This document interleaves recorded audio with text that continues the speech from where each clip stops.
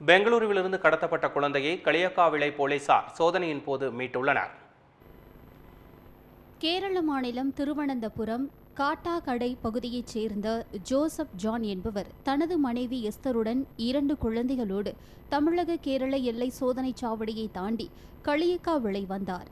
அவருடன் வந்த பெண் குழந்தை தொடர்ந்து அழுவதை பார்த்து பாதுகாப்பு பணியில் இருந்த போலீசார் அவர்களை பிடித்து விசாரித்த போது அவருடன் வந்த பெண் குழந்தை லோகிதாவை கடத்தி வந்ததும் தெரிய வந்தது.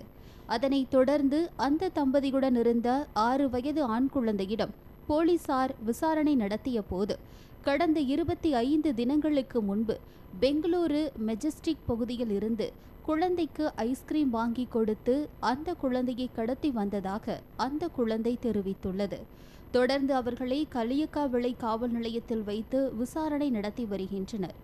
குழந்தைகளை நாகர்கோவில் காப்பகத்திலும் சேர்த்தனர்.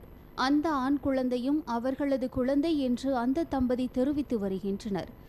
அந்த குழந்தை அவர்களது குழந்தையா இல்லை கடத்தி வரப்பட்ட குழந்தையா என்ற கோணத்தில் விசாரணை நடத்தி வருகின்றனர்.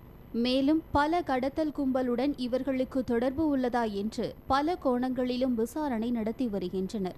மேலும் அந்த 2 குழந்தைகளின் பெயரில் போலி ஆதார் கார்டு தயாரித்து வைத்திருந்ததும் தெரிய வந்தது.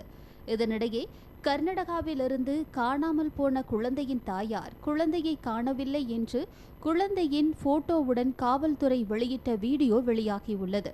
அதனைத் தொடர்ந்து கன்னியாகுமரி மாவட்ட காவல்துறை கண்காணிப்பாளர் பத்ரிநாத் கர்நாடக போலீசாருக்கு தகவல் தெரிவித்ததன் பேரில் கர்நாடக போலீசாரும் அந்த குழந்தையின் தாயும் அங்கிருந்து களியக்காவிளை திரும்பினர்.